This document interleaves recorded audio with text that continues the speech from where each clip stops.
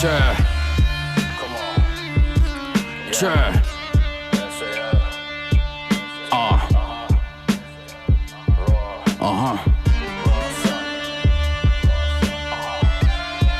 Caminamos por todas partes.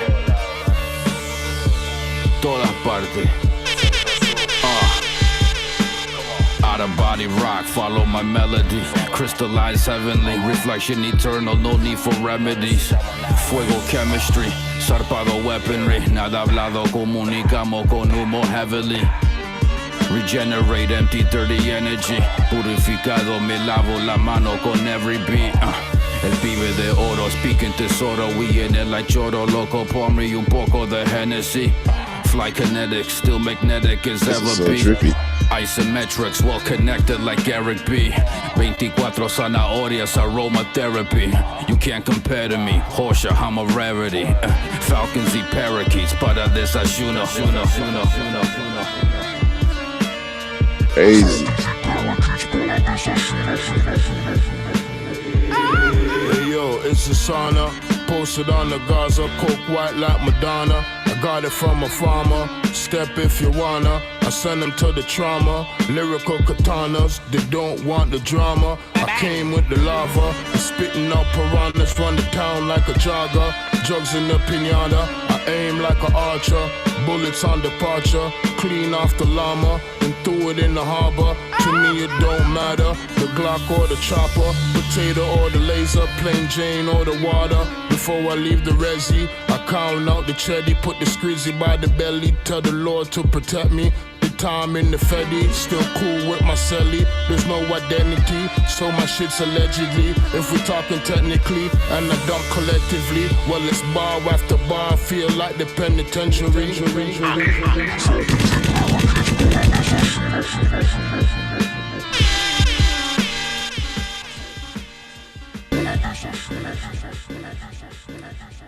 The Northern Touch Show. Oh, Welcome to the Northern Touch Show. I'm your host, Tom, aka the director, aka Coach Tom, joined by Thrust the OG. one and only in the building. Also joined by on the ones and twos, DJ Despair. And our guest today we have on the show, Canadian hip hop artist Nish. Welcome to the show. What's up, fellas? What's up? you know, making some inroads, man. Making some inroads. So this is you're like our first official guest, Nish. This is like this is the most legendary moment here because we did Despair, but Despair was part of the show. So, but we we gave him his own light. But yeah, man, crazy, man. Despair, man. Anything you want to ask? Get into Nish with, man. You the DJ, man. The DJ is always cool starting with the man who plays the music. That's great. All right, so Nish, tell me where you from, what you doing in your music career, and how long you been in it. Oh man. Man. Since like just the end of high school when we started. Where'd you go to high school? Yeah. Which way? Where'd you go for those people outside of the city? We're national. I went to art school, high school, Wexford. Yeah, and yeah.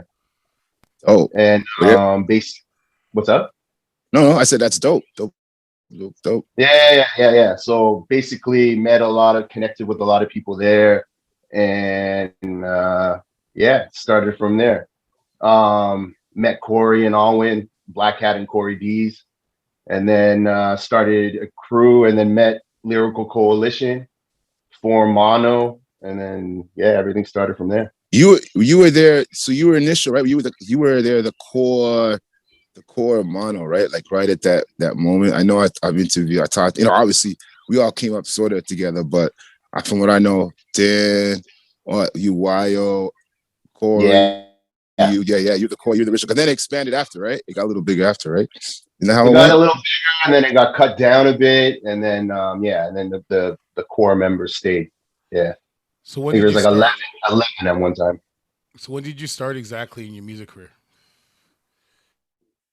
Probably started recording, I'd say last year of high school. Corey hooked up studio with S Blank. I was talking about it with Thrust before. And that's where we started recording, man. Mornell. And then he moved, so we went to Lawrence West. So that's where we did all of our first recordings.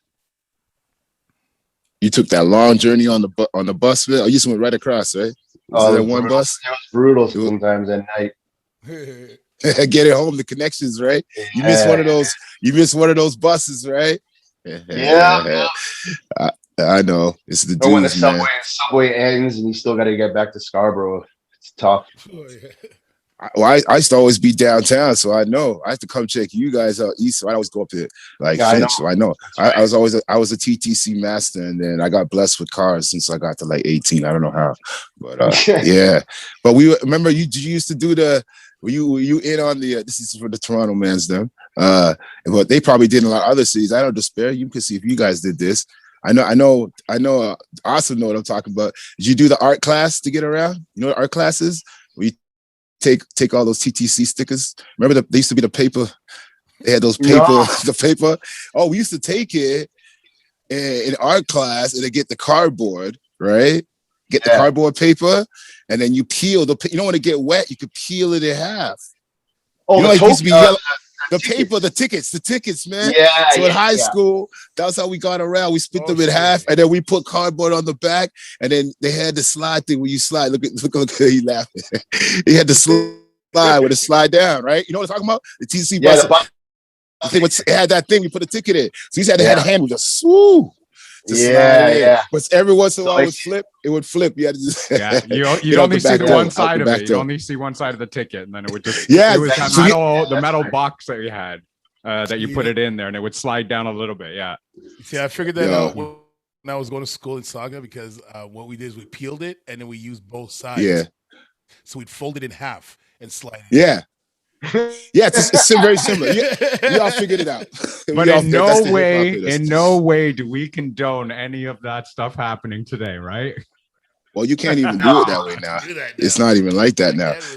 That was that era. Yeah. That was that era, man. Oh man, that was. Yeah, we were slick, and we had them. And too, man. People were printing those off too. What about the emergency transfers? They give you the emergency transfers if the bus is messed up. But if he was cool with a certain route bus driver, like we were, he'd see us and he'd just give us a thick stack of them. Oh. You know that yellow transfer? You could just go anywhere with that. Like with the bus breakdown. Yeah, man. There's all those kind of moves. So you got to be good to the bus drivers too. Yeah. They hook you up. Oh man. But yeah, man. So what time frame we talking about, Nish, when you said just so people know, you're talking about high school probably and breaking out the recording. 98. 97, 98. And you mentioned S Blank. Yeah. So that's a dope name you mentioned. A lot of people don't know Nash. That's one of our like pioneers, and he doesn't get mentioned enough.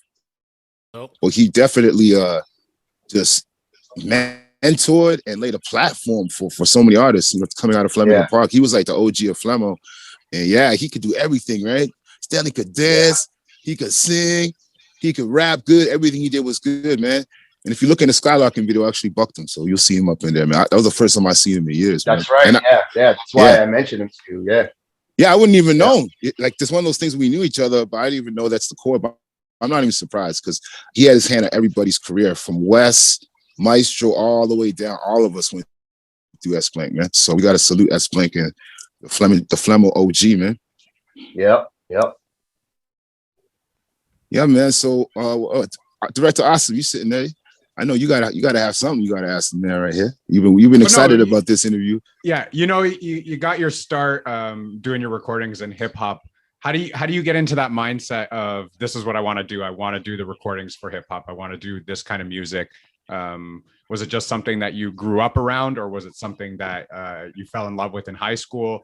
How did that all get started? It was more like messing around in like grade 8. Like I think one of my friends bet me that I couldn't write like a Das Vex type verse or something like that because we were always tripping on how amazing Das Vex was when they first came out. And I did it for fun, and everyone just kept making me do it over and over. So I had fun doing it, and I think most of it is just like how friends respond to it, and that made me kind of keep going because they were into the same exact music I was. So that's why I just kept going. it was all friends basically.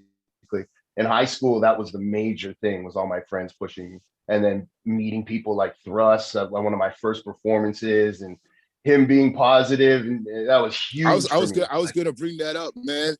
I was gonna, Yeah. this is crazy story. I don't know if you guys know, man. Like when Nish, the first time I knew who Nish was, because I was at one point, you can even ask, it's weird. I have a connection with Mono. At one point, I was sort of managing Earth, like co-managing, not on contract, but like Corey would always, they live close to my house and stuff. And the symbol of rest in peace, son of soul. Oh no, we all in the same area, right? And yeah, so I always knew everybody. I knew Wild, because Wild was messing with DJ X when MVP came out. We was always at the crib with Courtney, and everybody's chopping it up. So I always had a close tie. But I always seen, who's this dude? And then this guy went on the show. Where was it? Is it Spectrum? Was it Spectrum, that show? Or was it? No, I think it's Opera House or Spectrum. It was one of the two. I think it was Opera House. It was Opera House. It was Opera House. I remember the moment, dude. And let me tell you something, Despair. Let me tell you something awesome. This dude, I wish I could put you in that Doctor Who time machine and take you back, man.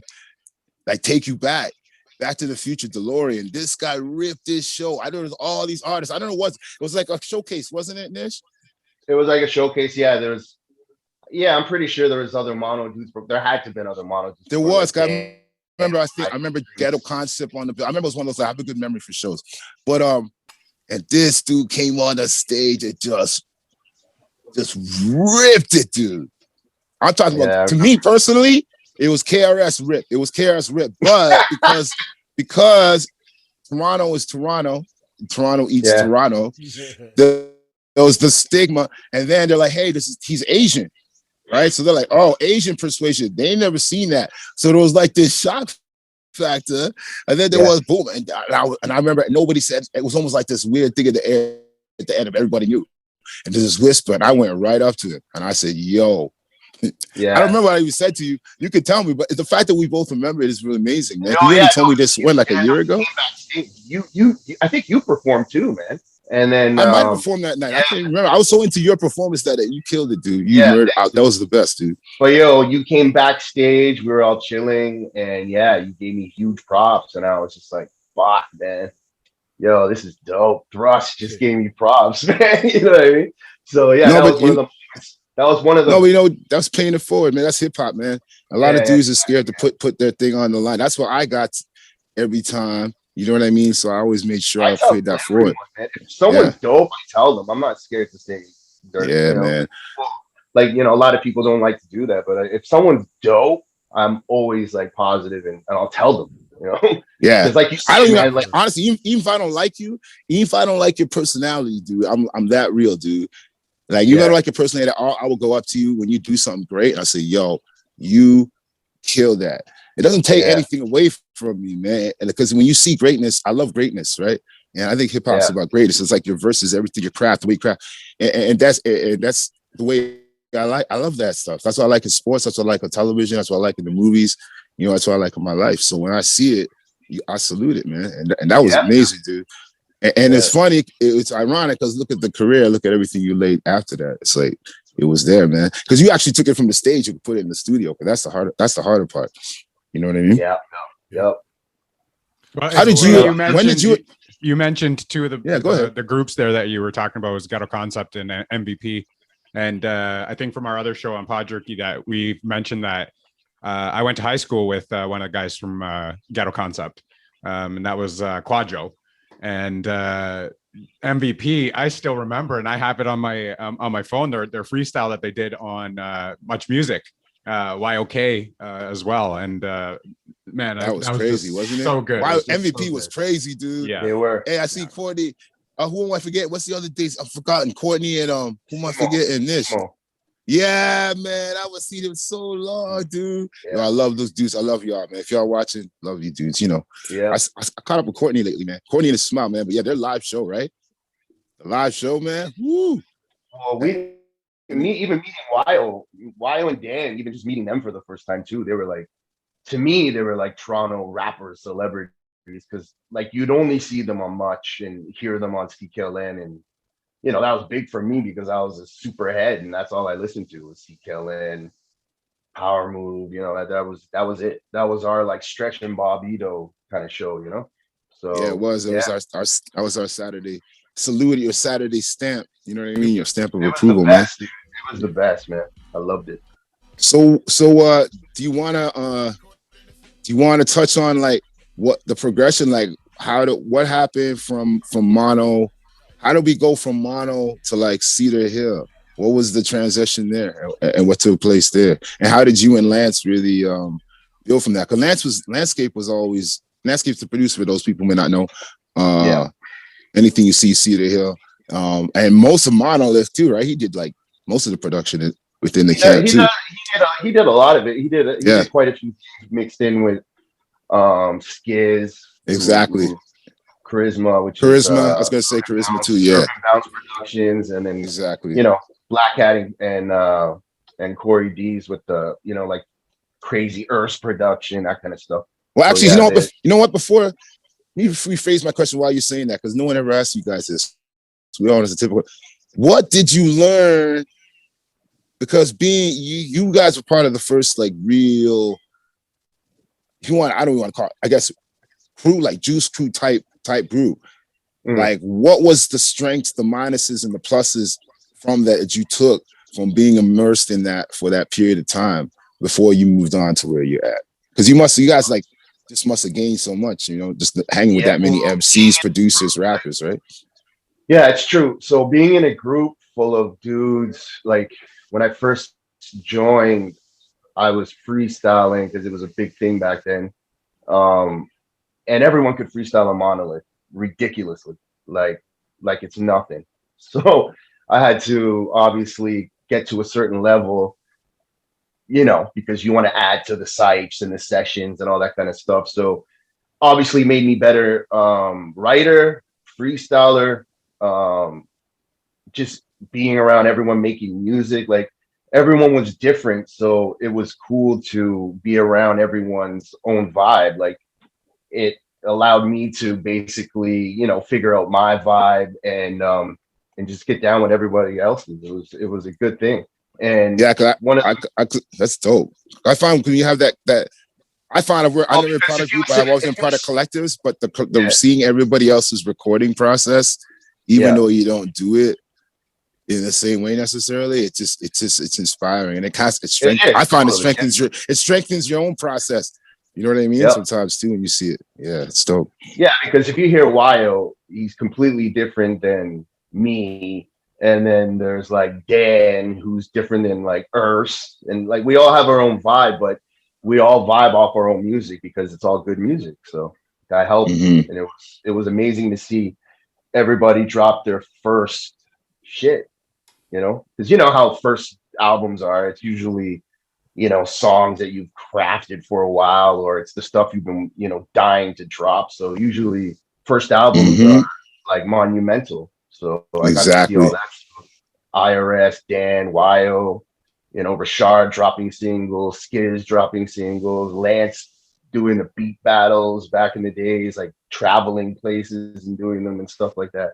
It was dope, man. Everyone was busy doing stuff. So it's good to be around that, because it's, you don't want guys that are just like sitting around not making moves. So it was good to be around a busy crew, basically. Yeah, it's like music. It's like music boot camp once a week or something. Like you go in, you got it, man. You know what I mean? Yeah. It's that next level. And where does your inspiration come for the music? Like to write a song, to write lyrics. Where does that all come from? Always hearing something else that I love always inspires me more than anything. I think, new music, new beats. That's basically it. Other than, like I said, my crew around me or my friends, that's basically it. I get the vibe from the certain dudes that I listen to, or just new good music, whether it's beats or rhymes or both together, which is even better. That's where I get my inspiration from. Yeah. How did you that's interesting you say that, because I'm the same way. And now we're at this time period with hip hop where there's like you got the trap vibe, then you got the authentic vibe, and you got the hip hop reggae vibe. You know what I mean? Yeah. There was a period when there was no like Griselda S type group out there being represented. How did you get through that that period, because I found that was the hardest period to get through, because even being creative, because I'm like that too. I vibe off of, okay, Redman wrote a dope album. Okay, I'm gonna go back and write. Okay, Busta came out, did this, I'm gonna write. Oh, I heard Nish dropped a track, I'm gonna do that. Even within our own city, we had that period where we were just like, oh, Socks did this. Oh man, Red Life did that. Oh man, that was the best points. We just going back forth, boom, boom, boom. We was, oh, Frank did this. Oh, Dan did this. You know what I mean? Like, you were just, it was crazy, right? Yeah. And it was like every week. And it was just that I call it friendly competition too, which is good too. Yep. Like, it raised the bar on the craft, man. So how did you get through that in between period when that wasn't like nobody's head was really popping out like that? Did you go back to your classic stuff, or did you was that the period when you guys? I have a feeling that's the period you guys really cemented Cedar Hill. Yeah, that's pretty much. Like. Lance asked me if I was busy with anything, and he was making a mess of beats, and we wanted to switch it up a bit and try something, you know, a little different, not like super different, but Lance actually had to like chill on production, because, you know, you listen to some Lance beats and it's like he's very like technical with his music, with his production, the way he layers like drum sounds ridiculously, and you know, his just like his, just the way he does that. So when we did this stuff, it was a little bit more not as technical, a little bit more just simple, you know, because he, you know, like chopping loops and that kind of stuff we were more getting into than doing the whole boom bap style where it's like, you know, like smacking drums over the stuff. Like, he was just kind of like doing minimal drums and like letting me kind of come out to the forefront a bit. And we did a couple songs and it worked out, so we just kept doing it, and didn't expect anything crazy right away, you know, but slowly kept making stuff. More people were into it, and now we're at this point that we're at now. What was that? What was the joy? Because you guys had a cool moment. I remember it was all of a sudden Primo was just playing one of y'all tracks, and you guys didn't even solicit it. You still to this day don't even know how he got it. Like, tell me that story and the song, let the people know what that was all about. Because y'all been on the show about 4 or 5 times in the last little while now, you know, single for single, and it's been dope. But the first one, that was a cool moment. I remember I talked to Lance, and I was like, yo, I don't even know how he got this. Yeah, it was crazy. Like, I know Lance did a like a DJ blast, right? But there's obviously some DJs that you just can't get a hold of, or you don't know their personal emails or whatever. So he just put out a blast, and I guess, you know, through, you know, DJ share. DJ probably shared a file. Yeah, it's a lot of DJ share files. You know, something's dope or whatever, or maybe there's a main folder everyone listens to. But yeah, I guess they got it somehow like that. And I was chilling, and my friend called me, and he was playing me the clip, and I was like, "What? So I'm serious? That's crazy." And and then a day later, my boy shout out Gam Shooter, he sent me a video of him doing doubles on his show. Like a video on IG. That's when you tripped out. That's when you trip out. That's one of those moments where it's like, hey man, all the blood, sweat, and tears, all the late nights, all the TTC tickets flipped up on the side, it's all worth it. yeah, it was crazy. Yeah, that's crazy. That's dope. You know, Primo, right? So. Excuse me. Check. Oh yeah. So what's the DJ saying? What? Okay. Well, speaking of that, that's the DJ saying, hey, it's time for me to jigga. So let's break and take in. Since we're talking about the track, man, we might as well play it. You know what I'm saying? Like, okay, well, that's not the track that I know the track you're talking about. Yeah, the track he talking about. Yes, I don't want to keep the listeners, because we'll play a Cedar Hill track with a special guest, and then we'll come back with some more special guests and special announcements, I guess. Then. Cool. DJ Despair, Nish, Northern Touch Show. Let's go. Check. Director Awesome in the building. Whenever you're ready, you're the Pied Piper. I'm just doing the host of the most stuff. Treating this like it's college radio, but it ain't. That's what editing's for, right? Exactly. Check. Yo, you recording this? Yo. Steve Austin. Yo. What the hell's going on here? I don't know, but you know, See, there I'll we go. admit that when I rhyme, I'm not a nice person. And I like cursing, so from this you'll get no cleaner, nice version. If you want me to play a song, I got you. I'm just about to. Every track should be what a champion fighter is walking out to. See, we out you like those pre-rolls filled up with that bottom shake. My lines hit like a drum kit on a John Bonham break. We dominate like a giant flying piranha snake. Then smoke your body weight on a daily marijuana break.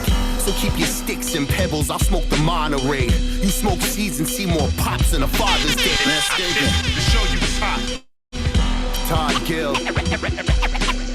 Every time I spit, I tick to show you it's hot. See, I'll admit that when I rhyme, I'm not a nice person, and I like cursing. So from this, you'll get no cleaner, nice version. If you want me to play a song, I got you. I'm just about to. Every track should be what a champion fighter is walking out to. See, we out you like those pre-rolls filled up with that bottom shake.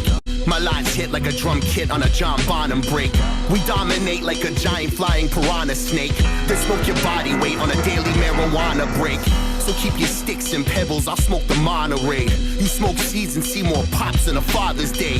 So take a draw before I'm dropping these bars. Only rock team hats that have Japanese stars. Only talk to family members driving Japanese cars. It's Nish, I even roll L's like Japanese R's.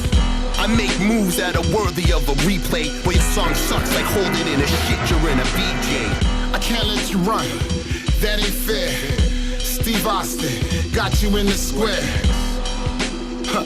Look at these niggas, practice. Entertaining, but they lack theatrics. I leave you flat on the back, kid. Yeah, come back with the wreck, kid. Get the bounce, your girl on the mattress. You just a warm up, you just practice.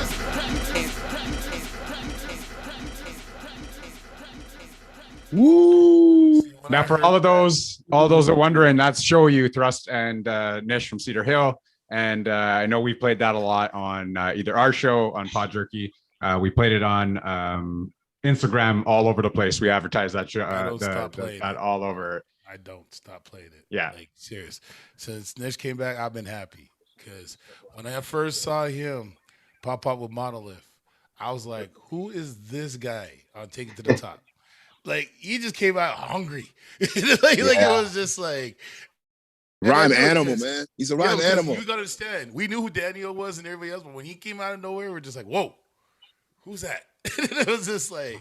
And then you made every Asian in Winnipeg, like, want to rap. So I'll just tell you that right now. So and it was just like the biggest movement that happened after that. I know, dude. That's why I said that story when he came on the stage. Do you can imagine despair when he came into that show, man, Opera House. I've seen him at a Monolith show. I've seen him when they were here too. No, I mean that first time, like you said, the same way you just said it with that same exact energy. That was the same thing I was saying. Because he just came out. I knew he was, but they didn't know who he was. You know, you don't see it. So first, like, who's this? Who's this Asian guy coming out here? You got to understand Toronto them times, right, Nish? Hey, Nish, man. They don't know. Yo. When you come out there, man, that was different era, But I'm man. saying, like, you just come out like this, Toronto, and you're like, yo, and then what's he gonna do? It's almost like what's this guy even doing on the stage? What's he gonna do? And then by the first, oh my gosh, it was the best. That's what man. I'm saying. Like It was the you gotta best. look at you guys in the Toronto scene when there's and like guys like Kish and certain guys came out, they knew who they're competing with. Mhm. You know what I mean? It's like, and they held their own. Like there's a lot of people that couldn't hold their own in Toronto outside of that scene. Like you had like the heavy hitters that was rolling together. No, what people don't understand about that scene is you had no choice. Not like now everybody can hide at home. Y'all hiding. If we don't like you guys can hide it now, Toronto, because you're not proving yourself in front of our people. Everyone got to get proved, man. I'm gonna tell you. I'll tell you straight up, man. Even Chaos, man. Chaos came out of the show. He got pulled right off the stage, man. First show, man. I heard about that. Flemington Park. I was right there. Hey, Flemo, my OGs, man. Right? That There's was- some mess remember up that. story. And he said that he grew up in Flemington Park. And I think it was at either one of the first Honey Jams or something like that he did a show. I was right there. So I'll tell you, I seen it. Like, and Toronto's famous for that forever. Like, we don't like you, you're getting pulled off the stage. Oh. You're getting things. So it's almost like you can say you're coming out to be a rapper, but we're gonna tell you if you're gonna be a rapper or not. And the audience, and every show they will can you, boo you, whatever. So we had that period for a long time, and I think that's why our artists that is from that little time period have a lot of staying power. That's why I think we have a stain about people. People don't understand because we've been tried and tested so hard, right? Yeah, well, Toronto crowds are like legendary, brutal on people. Oh yeah. I don't know how it is in like the rock scene or whatever like that. For hip hop, it was tough, man. Oh, it was the Apollo. Like remember Mob Deep, man? They got bottled out, man. I remember Prodigy, rest in peace, Prodigy. But the first time they came, hey, you never think those dudes would ever get booed in Toronto, man. Everybody was so like Mob Deep capital, man. But no, they want to forget some lyrics, kind of chop up the show, get too drunk. Yeah. Woo! Right down Esplanade, man. You said it was a full house too. They jumped off the side of the stage. Woof! I seen Prodigy dive, man. Bottles, cans, everything flying, man. No, you can't come here and do that. Yeah, your city's known for that. You can't come here and do that, man. Don't give us that garbage. We love you, but don't bring that. I heard there was a group that went out there and did some rap style that they didn't understand. And next you know, people were throwing bottles and shit at them. And they were like, that was every show, man. How do you survive in Toronto? Like, let me tell you this, dude. You can ask Ron Nelson. We're going to get Ron Nelson on here. And I'm going to tell you right here, right now, what happened. So many bottles would get thrown at our local shows for the first like 15 years of our scene that he had to stop selling bottles at the live shows. So he would just take all the bottles and he stopped. And he had to start using paper cups. Crazy. Imagine that's an extra thing you have to do. Remember, you get there, you got all your drinks there, and you had to empty them all. You know what I'm saying? Take all, man. Normally you just get the bottle up, boom, boom, boom. No, because the bottles was fly. It was like you know that what's that movie with Roadhouse? Is it Roadhouse? Yeah. It was like Roadhouse sometimes. That's the best movie I could tell you. Toronto was like Roadhouse sometimes. If they didn't like you, it's raining. Roadhouse, man. You might as well, but there was no mess up. No, remember they had that cage? The cage wasn't there. That's what I mean. Yeah, the mess wasn't there, though. Yo, The Walking Dead. Let's find some place to be safe, man. But yo, Nish, man. Shoot. What's up? So when did you we went through the song, we talked about pretty much everything, but when did you and Lance officially say, okay, this is Cedar Hill? What is Cedar Hill for those people out there who may not understand, and how did the name come up and all that sort of thing? Oh, the name is basically, well, it's me and Lance. We've been friends since like, oh man, I guess grade 7, I think we met playing hockey. And the team we played hockey on was Cedar Hill. So that's why we named the group. Well, he wanted to. I didn't even know that. You guys actually played hockey together too, man? Yeah, for a little bit. Before he went up to AA and all that stuff. We played. I didn't know it was that offensive. Yeah, in Scarborough, yeah. See, man, that's why I love doing this. You learn stuff, man. That's crazy, man. You know, I was supposed to be a hockey player too, man. You know, I was supposed to be a goalie, man. I was a goalie, man. I'm a goalie. You a goalie too, man? I was a goalie, yeah. So was I mean, you never had that talk, man. You was a goalie too? Yeah, man.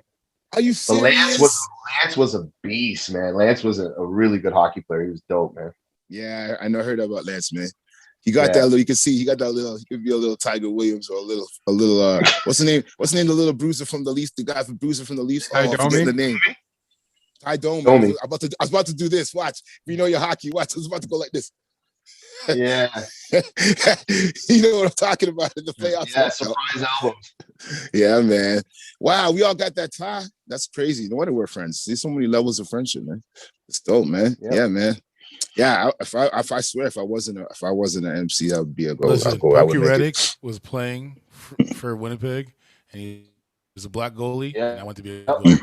Okay, that was it. Mm-hmm. That was it. Yo, Ken Dryden. I went to Huron Street Public School and downtown, and Ken Dryden was on the one block from my school, Admiral Road. We used to go to his house, my friend. I had these 2 kids from my school. They lived on like 3 houses away from his place. Isn't that crazy, man? And I met Marty. And when I toured, I knew this tour manager I toured with, and I was touring with Soul Decision. This dude, Ivan Copeland, he used to manage Sade and another act, whatever. But he knew all the hockey players. He would skate with Mario Lemieux, all of them. He knows Gretzky, all of them. And he found out, hear this crazy story. He found out I wanted to be a goalie, and he really took to me, right? Go, Star's gonna hook you up, man. Because he thought it was cool. Our brother knew hockey so well, right? Being from California, he was like, this is crazy, right? He's a California dude, long hair, red hair, crazy California surfer dude. Anyway, so we got to New Jersey, and on the same night in the still Nish, check this night, I met Busy. I walked out the hall. I seen Art Kelly. It was the first time Art Kelly was out in public in like 5 years. He went to New Jersey. I was like, Art Kelly? What the hell? Then I go around the corner to have a smoke. I hear this, I'm rubbing to the Busy Bee. And I go, who could this be? I'm hanging with Busy Bee, man. That's when I met Busy Bee, the legendary. I never told the story before. I hang with the legendary Busy Bee up top alone. Half an hour in the hallway, like an arena backstage. I'm kicking with Busy Bee. I'm like, this is trippy, dude. Then I go back to my dressing room. This is all within like half an hour, 20 minutes. And then Ivan's like, yo, Thrust, I got you surprised. He's here. I go, what are you talking about? Remember I told you I was going to surprise you? I go, yeah. I'll go in the dressing room. I go in the dressing room, Marty Brodeur. You guys are goalies. That's why I'm telling this story. I got to hang with Marty Brodeur and his son because he wanted to come to the show for like an hour and a half alone, my G. Isn't that crazy, man? That's when he was going through that divorce, when he had that crazy affair and all that little thing was going on. It was right then, man. Yeah, man. So it's interesting, man. I got close to just as close as I got to the dream, man. But I said I was supposed to be you, sir. Shout out Despair for shouting out Pokey Reddick, though, because that guy was like classic. I know, man. You go. That's when you know you're hockey, man. That's when you know we know a hockey, dude. We hockey dudes. You can't be in Canada and not know your hockey, bro. Hey, but remember I was saying Austin, Director Austin. That's what I was saying. We're gonna get my boy on here and we're gonna talk some real hockey. I'm not even gonna let out the guests because then everybody gonna run and grab the guests. But we're gonna have a hockey. Nish, you gonna come in on it? If we got the hockey one, you want to come back with us? I got a special hockey one. I'm gonna do. I think if you think deeply, you know what I'm saying? Think polka dots and don't say the name out loud. Think hip hop and polka dots. If you're from Toronto, you know what I'm saying, Nish? And I get that guess, right? That's the best code I can say. The rapper name, you have to be from our area to know that. Can you name another goalie from Winnipeg that era? No, but he did that autobiography on all the black hockey players from the NHL. There's another clue. Okay. You know what I'm talking about now? Yeah. So I'm saying I'll get him. I'm gonna get him and all of us can crush it. Yeah. What were you saying? Can you name another goalie from that era, with Pokey Reddick's era in Winnipeg? Oh no, I can't do that. Wasn't it what's his name? Grant Fuhr. Fuhr. Yep, that's another one. Grant Fuhr was on Winnipeg? No, Edmonton. Not on Winnipeg, no. Edmonton. Not on Winnipeg though. Oh, okay. But Edmonton though. Edmonton, close enough. Yeah. Cousin city. Yeah, man. It's crazy. No, we're a Canadian panel, right? We're a Canadian panel. We have to talk hockey one day. Yeah, we're gonna have to talk hockey, man. Hip hop and hockey got a lot in common, anyways. You know. Yeah, I heard a Scam podcast. He said he was super into hockey too. Oh, Scam play hockey every set. Scam still play hockey. If you call Scam, he always play hockey. We did all those records. Scam would have to go play hockey first to come back. In Esplanade, the rink was just down the street. But Esplanade, if you know what Esplanade, the rink was close. So he would always literally go all them joints, Boiling Point, every song Scam did. Dear Hip Hop, when he made all those beats, all those songs, he'd have to go play hockey and come back. And he'd come back, drop the bag. And if you knew Scam, and then we sit in this room, in that little room in Esplanade, at the front there, his poor mom, his mom is the best, dude. Scam's mother was... Those beats were amazing that era for Scam, man. Those hip hop moms are the best. Salute the hip hop moms if you watching. From Miss Edna on down to everybody. Because those houses where you can make that noise, man. You know what I mean? Speaking of goalies too, do you guys remember Vesa Toskala from the Leafs? He was the goalie on the Leafs. Yeah, he was out on the Esplanade too. I was out at one of the bars down there, Beer Market, I think. And he was out on the deck just having a butt out there. And just got to hang with him for a couple of minutes. And it was pretty cool. Yeah, it's cool bumping into players, man. Certain players, you're like, oh my goodness, man. Sports players is weird. You just catch people in the weirdest spots, man. Especially walking a little bar, like, hey, man. You know what I mean? I remember I was in Kansas. I walked into this thing. I was in Kansas 2 minutes. Like, I didn't know Kansas. Let me tell you something about a little magic city. If you're into NFL, if you want to go to a city that's rocking, that's a surprise, go to Kansas City, man. You see it in the football games, but that city is live. I go, what kind of city is this, man? They go, oh, people don't know we do it like this up here. It was crazy. I never seen it. It was like one of those movies when you go to this American town and everything is just, wherever you go, everything is live. Anyways, I walked to this bar, I turned to the right, was there, One Moon. Hey, what up, man? I see Warren Moon. I sit down, I have a drink of Warren Moon, do 2 seconds. It's just sometimes you just walk in those spaces, you know what I'm saying? But Toronto's nice. You hang downtown Esplanade, you'll see everybody, especially around Rogers Center.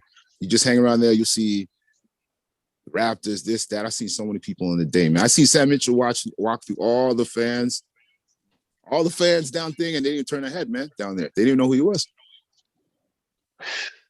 Except for me. I was like, yo, this is crazy, man. He just walked through 12,000 people, man. You don't even know this is Sam Mitchell, dude. I go, that's Sam Mitchell. And then I saw Sam Mitchell like 4 times the same day. It's Spadina and Dundas. Like, it's just cool, man. But that's why Toronto's a cool city. You can walk around.